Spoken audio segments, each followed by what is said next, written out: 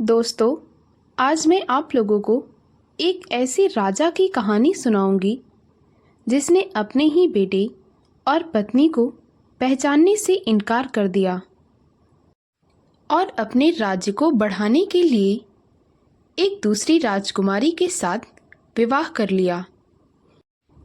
इन सब के बारे में विस्तार से सुनाऊंगी। अगर इससे पहले आप मेरे चैनल पर नए हैं तो प्लीज़ मेरे चैनल को सब्सक्राइब करें, वीडियो को लाइक और शेयर करें। तो आइए कहानी को सुनते हैं। एक बार की बात है, एक नगर में राजा राज्य करता था। उसका नाम राजा मान सिंह था। राजा अभी तक कुंवारा था। उसकी शादी न हुई थी।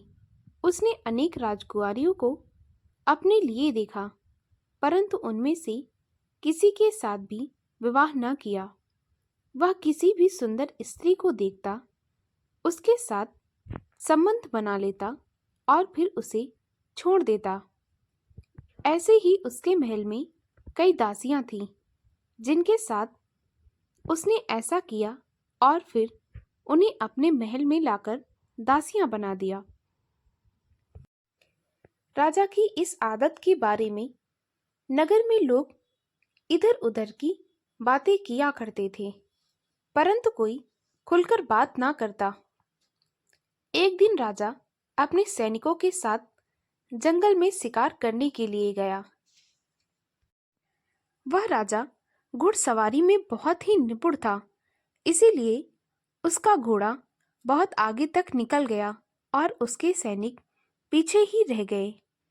वह एक बहुत बड़ी जंगल में पहुंचा और वहां उसने एक शेर का शिकार किया। फिर उसके बाद उसने अपने सैनिकों से कहा, देखा, मैंने यूं ही चुटकियों में इतने बड़े सिंह को मार गिराया है। किसी में इतनी हिम्मत? पीछे से कोई आवाज ना आई। तब राजा ने मुड़कर देखा तो उसके सिपाही वहां थे ही नहीं। वह समझ गया कि उसकी घुड़सवारी के आगे उसके सैनिक बहुत पीछे छूट गए हैं। वह उसी घने जंगल में घूमता रहा। फिर उसे प्यास लगी। तब अचानक से उसे पानी के बहने की आवाज सुनाई दी। उसने सोचा, आसपास ही कोई सुंदर सरोवर या फिर झील है। वह उस आवाज के पीछे पीछे पहुंच गया। तब उसने वहां पर देखा, एक बहुत ही शीतल झरना बह रहा है, जिसकी कलकल की आवाज जंगल में गूंज रही है। राजा ने पानी पी लिया और जब वह आने लगा तो अचानक से उसे कई लड़कियों की बातें करने की आवाजें सुनाई दी। उसने इधर उधर देखा। फिर उसने देखा कि कुछ लड़कियां आपस में बात कर रही हैं और उनके हाथ में पानी के घड़े हैं। वे लड़कियां किसी छात्रावास की लड़कियां थीं। अचानक से राजा को उनमें से एक बहुत ही सुंदर लड़की दिखाई दी। उसे देखते ही राजा उसे पाने की चाहत करने लगा। फिर उसके बाद राजा झाड़ियों के पीछे जाकर छुपकर उनकी बातें सुनने लगा। फिर सारी लड़कियां उस झरने में स्नान करने लगी। स्नान करता देख राजा उस लड़की की ओर और आकर्षित हो रहा था। अब उससे बिल्कुल रहा ना जा रहा। वह उसे किसी भी हालत में पाना चाहता था और उसके साथ शारीरिक संबंध बनाने की चाहत कर रहा था। नहाने के बाद सारी लड़कियां अपने अपने मटके में पानी भर के झरने से बाहर आने लगी। फिर राजा झाड़ियों के पीछे से निकलकर उनके सामने गया और कहने लगा, क्या तुम लोग मुझे पानी पिला सकते हो? मुझे बहुत प्यास लगी है। मैं इस नगर का राजा मान सिंह हूँ। मैं यहाँ पर एक शेर का शिकार करने के लिए आया था। उस शेर का शिकार करते करते मैं इतना थक गया हूँ कि मुझे बहुत प्यास लगी है। तब वे लड़कियां हंसने लगी और बोली, अगर आपको इतनी ही प्यास लगी है तो हमारे घड़े से ही पानी क्यों पियोगे? वह देखो, झरना बह रहा है, तुम्हें जितना पानी पीना है पी लो। फिर राजा ने उस खूबसूरत लड़की के सामने अपने घुटने टेक कर कहा, मुझे बहुत प्यास लगी है, क्या तुम मुझे पानी पिला सकती हो?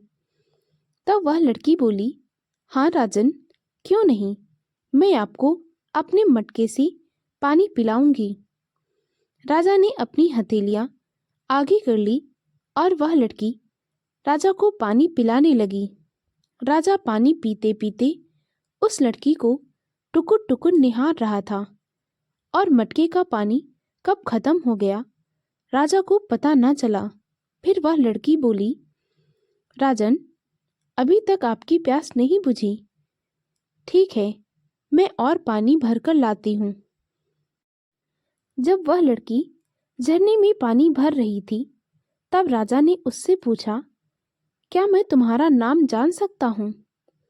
तब वह लड़की कहने लगी, मेरा नाम मुक्ता है और मैं पास में ही एक ऋषि के आश्रम में रहती हूँ। फिर राजा ने कहा, क्या तुम मुझसे मिलने रोज इस झरने पर आ सकोगी? मुक्ता ने कोई जवाब न दिया और वह चुपचाप अपनी सहेलियों के साथ आश्रम के लिए निकल गई। फिर अचानक से उसके सैनिक वहां पर आ गए और कहने लगे, महाराज, आपका घोड़ा इतनी तेज भाग रहा था कि हम सब बहुत पीछे छूट गए और आपको ढूंढते ढूंढते इतना वक्त बीत गया। अच्छा हुआ कि आप सही सलामत हमें यहाँ मिल गए। तब राजा ने सैनिकों से कहा, जो होता है अच्छे के लिए होता है। शायद तुम लोग मेरे साथ होते तो जो आज मैंने देखा है वह कभी ना देख पाता। सैनिक कुछ समझे नहीं, परंतु उसके मंत्री राजा की एक एक रग से वाकिफ थे। वे समझ गए कि शायद राजा को कोई सुंदर स्त्री दिख गई है, इसीलिए अब राजा उसकी पाने की चाहत करने लगा है। राजा ने अपने सैनिकों को आदेश दिया और यह कहा कि इस जंगल में आसपास कोई आश्रम है तो उसका पता मुझे बताओ। राजा के मंत्री उस आश्रम का पता लगाने के लिए चले गए। कुछ देर बाद वे वापस आए और राजा से उस ऋषि के आश्रम के बारे में सब कुछ बताया। राजा ने अपने मंत्रियों को और सैनिकों को आदेश दिया कि वे वापस महल लौट जाएं और वह कुछ दिनों तक इस वातावरण में रहना चाहता है, इसीलिए वह ऋषि के आश्रम में शरण लेगा। सभी मंत्री और सैनिक यह समझ गए थे कि राजा अभी तक तो कभी आश्रम में न रहे, बल्कि उन्होंने अपनी शिक्षा भी महल में पूरी की। आज उन्हें ऐसी क्या सूझी कि वह आश्रम में रहने के लिए तैयार हो गए। परंतु किसी के क्या मजाल कि वह राजा से प्रश्न कर सके। वे चुपचाप महल को वापस लौट गए। राजा वहीं से ऋषि के आश्रम के लिए प्रस्थान कर गया। थोड़ी देर बाद वह ऋषि के आश्रम में पहुंचा। तब वहां पर उसने ऋषि से कहा, मुझे बहुत प्यास और भूख लगी है, क्या कुछ खाने पीने को मिलेगा? ऋषि ने राजा को बहुत आदर और सम्मान के साथ बिठाया। तब राजा ने उसे अपना पूरा परिचय दिया। सभी लोग राजा का खूब मान सम्मान करते और उसके खाने का प्रबंध करते। राजा को उस आश्रम में सारी लड़कियां दिखती सिवाय मुक्ता के। उसकी आंखें बस उस मुक्ता को ही तलाशती रहती। 2-3 दिन बीत गए पर उसे मुक्ता न दिखी। क्योंकि मुक्ता रसोई संभालती थी, इसीलिए वह बाहर के कामकाज नहीं करती थी। वह ज्यादातर अपना समय रसोई में बिताती थी। एक दिन जब राजा खाना खा रहा था, तब उसे मुक्ता की एक झलक दिखाई दी। वह उसे देखने के लिए आतुर हो गया, परंतु रसोई में किसी के मर्द के जाने की अनुमति नहीं थी। इसीलिए राजा मुक्ता के पास रसोई में नहीं जा सका। वह मुक्ता का बाहर ही इंतजार करता रहा, परंतु उस दिन भी मुक्ता बाहर न आई। ऋषि कहीं ना कहीं यह समझ रहा था कि राजा का यहाँ रुकने का क्या उद्देश्य है, परंतु वह कुछ न बोला। फिर एक दिन वह लड़की बीमार पड़ गई, जो हमेशा सभी को खाना परोसती थी। उस दिन उसकी जगह पर खाना परोसने के लिए मुक्ता आई। अब आज तो राजा को अवसर मिल गया था कि वह मुक्ता से बात कर सके। कहीं ना कहीं मुक्ता भी राजा को पसंद करने लगी थी, क्योंकि राजा रूप में बहुत ही अच्छा और शरीर से बहुत ही शक्तिशाली नजर आता था। कोई भी लड़की राजा के साथ विवाह करके उसकी रानी बनने का सपना जरूर देखती होगी। जब मुक्ता राजा को रोटी दे रही थी, तब राजा ने मुक्ता से कहा, क्या तुम मुझसे मिलने उसी झरने के किनारे शाम को आओगी? मुक्ता ने थोड़ा सा मुंह टेढ़ा करके हाँ बोल दिया। और अगले दिन जब मुक्ता उस झरने के किनारे राजा का इंतजार कर रही थी, तब पीछे से राजा गया और कहने लगा, आज तुम इतनी देर इस झरने के किनारे क्या कर रही हो? तब मुक्ता भी चिढ़कर कहने लगी, मैं यहाँ पर थोड़ी देर अकेले समय बिताना चाहती थी, इसीलिए मैं इस झरने के पास आई हूँ। पर तुम बताओ, तुम यहाँ क्या कर रहे हो? तब राजा मुस्कुराने लगा और आकर मुक्ता के पास बैठ गया।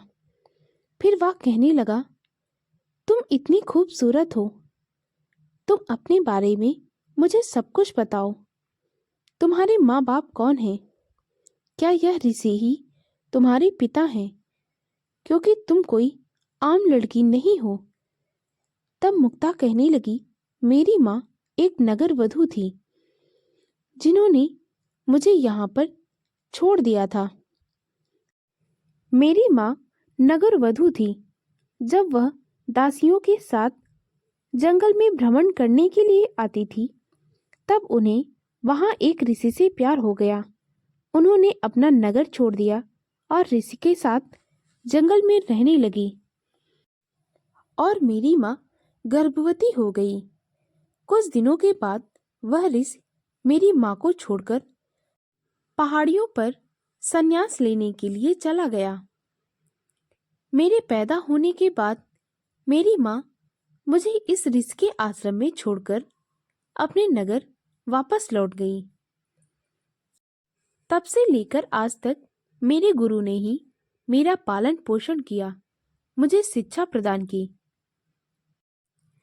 तब राजा कहने लगा, मैं समझ ही गया था कि तुम किसी रानी की ही बेटी हो, क्योंकि आम लड़की इतनी खूबसूरत हो ही नहीं सकती। फिर उसने मुक्ता का हाथ पकड़ा। जैसे ही राजा ने मुक्ता का हाथ पकड़ा, मुक्ता के शरीर में एक बिजली सी दौड़ गई। तब राजा ने उससे कहा, क्या तुम मेरी पत्नी बनना चाहोगी? मेरे नगर की महारानी बनना चाहोगी? तब मुक्ता ने अपना हाथ छुड़ाते हुए कहा, मेरे जैसी लड़की को अपने महल की रानी कौन बनाएगा? मेरे तो नसीब में कोई ऋषि मुनि ही लिखा है, जिसके साथ मैं अपना सारा जीवन इसी जंगल में बिताऊंगी। तब राजा कहने लगा, मैं तुमसे बहुत प्यार करता हूँ और तुम्हारे बिना अब नहीं रह सकता। तुम मुझसे विवाह कर लो। मैं तुम्हें अपनी रानी बनाऊंगा और हमारा बेटा मेरा उत्तराधिकारी होगा। मेरे पोते पोतियां होंगे, पूरे नगर में खिलखिलाहट होगी। यह सब सुनकर मुक्ता भी महारानी बनने के सपने सजोने लगी। उसे अब राजा से प्यार हो गया। उसने राजा की तरफ देखा और धीरे से सिर हिलाकर राजा को मंजूरी दे दी। फिर राजा ने कहा, हम पास के ही मंदिर में विवाह कर लेते हैं। तब मुक्ता कहने लगी, विवाह करने से पहले मैं एक बार अपने गुरुजी से अनुमति लेना चाहती हूँ। इस पर राजा कहने लगा, जब हम पूरे नगर को अपने विवाह की सूचना देंगे, तब उससे पहले तुम अपने गुरु को सब कुछ सच सच बता देना। मुक्ता राजा की बातों में आ गई और राजा ने वहीं पर उसके साथ शादी कर ली और उसके साथ पति के जैसे रहने लगा। राजा 2-4 दिन तक उस ऋषि के आश्रम में रहा। फिर वह अपने नगर लौट गया। बीच बीच में वह मुक्ता से मिलने आया करता था। एक दिन मुक्ता ने कहा कि वह अपने साथ उसे कब ले जाएगा। तब राजा ने कहा, उचित समय आने पर मैं पूरे नगर में यह घोषणा कर दूंगा कि तुम मेरी पत्नी हो और इस नगर की महारानी। मुक्ता भी राजा पे बहुत भरोसा करती थी। वह उसकी हर एक बात को सच मान बैठती। फिर एक दिन मुक्ता ने राजा को बताया कि वह उसके बच्चे की मां बनने वाली है। यह बात सुनकर राजा के होश उड़ गए और वह वहां से चला आया। गर्भधारण होने के बाद अब मुक्ता राजा के साथ शारीरिक संबंध बनाने में रुचि नहीं रखती थी। कभी वह राजा को मना भी कर दिया करती थी। इस बात से राजा को बहुत गुस्सा आती थी। वह अब मुक्ता से नहीं मिलना चाहता था, क्योंकि उसे जिस चीज की जरूरत थी मुक्ता अब उसे पूरा ना कर पाती थी। और गर्भवती होने के बाद उसका शरीर थोड़ा बेडौल सा हो गया, जो कि राजा को अपनी ओर कम आकर्षित करता था। राजा को तो एक नई नवेली लड़की चाहिए होती थी। राजा कभी भी अब उससे मिलने न आता। मुक्ता को यही लगता कि वह अपने किसी काम में व्यस्त होगा, इसीलिए न आया है। मुक्ता का 7वां महीना चल रहा था। एक दिन वह चुपचाप चारपाई पर लेटी हुई थी। तब ऋषि ने उससे कहा, बेटा 1 गिलास पानी पिला दो। मुक्ता ना सुनी, वह लेटी ही रही। तब ऋषि ने कहा कि ऐसा तो मुक्ता कभी ना करती। वह एक ही झटके में उठ जाती और मुझे खाने पीने की सामान ला कर देती। आज इसे क्या हुआ? तब उसकी सहेलियों ने बताया कि मुक्ता पेट से है। यह बात सुनकर ऋषि को गुस्सा आ गया और वह मुक्ता से कहने लगा कि इसके बच्चे का बाप कौन है? तुम किसके बच्चे की मां बनने वाली हो? तब मुक्ता ने ऋषि को सारी बातें बताई।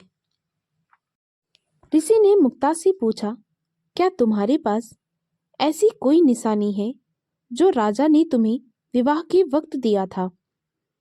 मुक्ता ने याद किया। फिर उसने अपने गुरु से कहा, नहीं गुरुजी, राजा ने मुझे ऐसी कोई निशानी न दी। तब वह ऋषि कहने लगा, बेटा तुमने नादानी में आकर बहुत बड़ी गलती कर दी। अब राजा तुम्हें कैसे स्वीकार करेगा? तब मुक्ता कहने लगी, गुरुजी, वह मुझसे बहुत प्यार करते हैं। वह मुझे लेने अवश्य आएंगे। जरूर अभी किसी जरूरी काम में अटके होंगे। वह ऋषि कहने लगा, अगर उसे तुम्हें अपने साथ ले जाना होता तो तुम्हें अपनी कोई ना कोई निशानी जरूर देता। मुक्ता कहने लगी, गुरुजी, वह भूल गए होंगे। वह अवश्य आएंगे। धीरे धीरे समय बीत गया। इधर राजा ने अपने राज्य को बढ़ाने के लिए एक राजा की बेटी के साथ विवाह कर लिया था। वह बहुत ही कुरूप थी, परंतु राजा को इससे कोई मतलब नहीं था।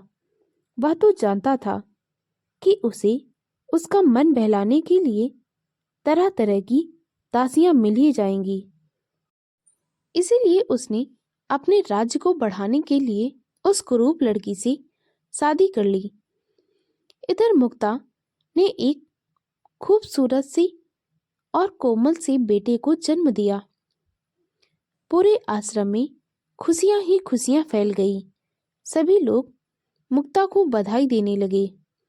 अब मुक्ता राजा के पास जाना चाहती थी, क्योंकि वह राजा को उसके बेटे से दूर नहीं रखना चाहती थी।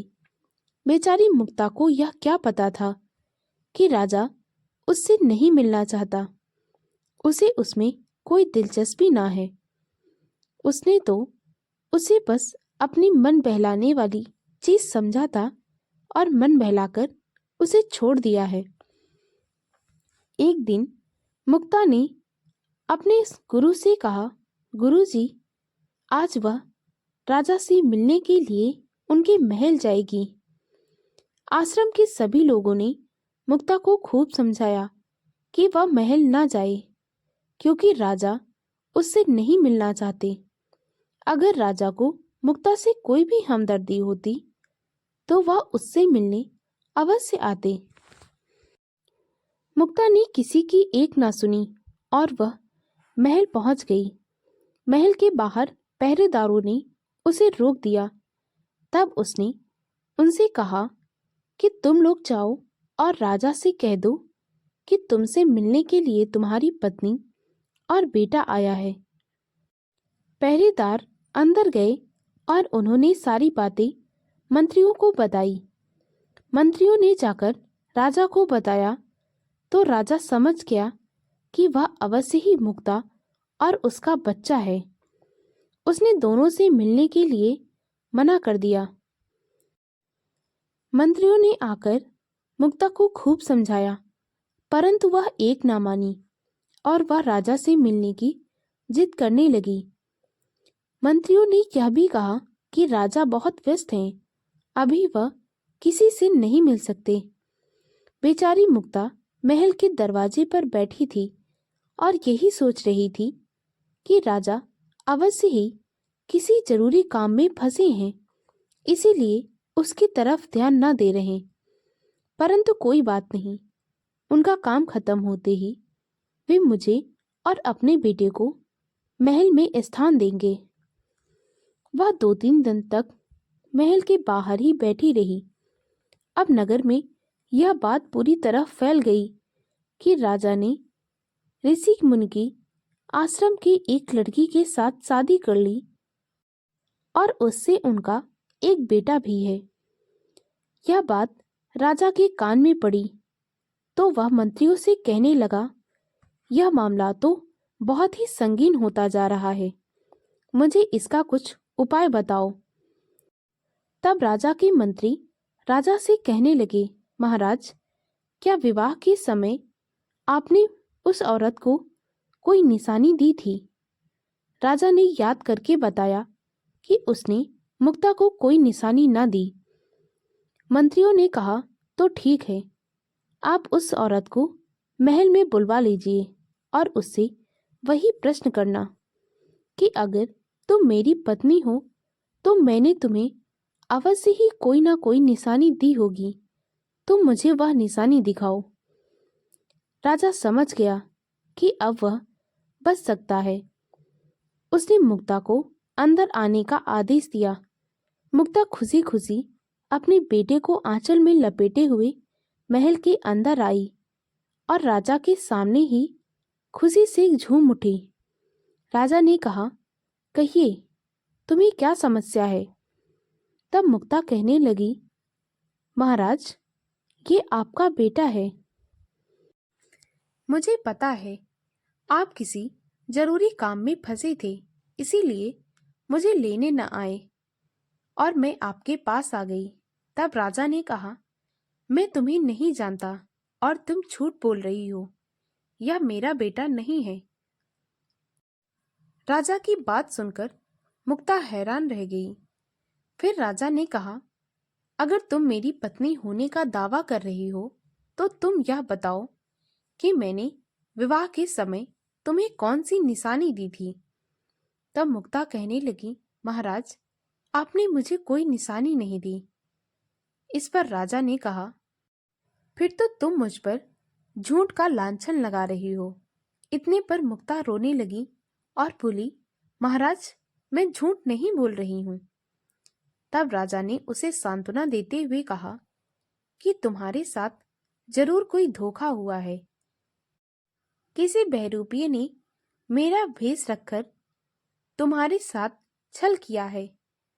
तुम चिंता मत करो, मैं उसे जल्द से जल्द ढूंढकर तुम्हारे सामने पेश करूंगा और उसे उचित दंड भी दूंगा।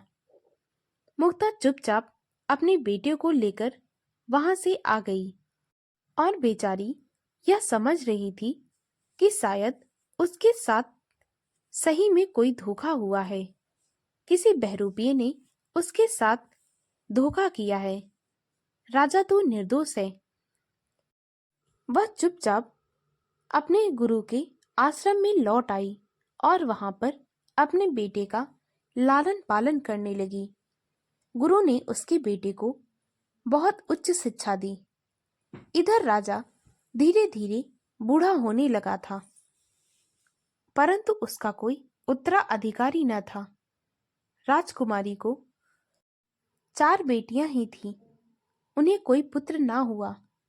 राजा मन ही मन मुक्ता के बारे में सोचता और यही कहता कि वह कितनी खूबसूरत थी और मेरा बेटा भी बहुत ही कोमल और खूबसूरत था। उसने मुक्ता के साथ बहुत गलत किया है। अगर आज मुक्ता होती तो मेरा उत्तराधिकारी मेरे साथ होता। मैं अपने बेटे को राजगद्दी पर बैठाता। परंतु अब पछताने से क्या होगा? पता नहीं मुक्ता और मेरा बेटा कहाँ होगा। एक दिन राजा जंगल में शिकार करने के लिए गया। तब उसने वहां पर एक 15 साल के लड़के को देखा।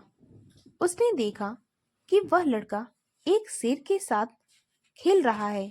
यह देख राजा हैरान हो गया। वह बच्चा बहुत ही खूबसूरत और बहुत ही शक्तिशाली नजर आ रहा था।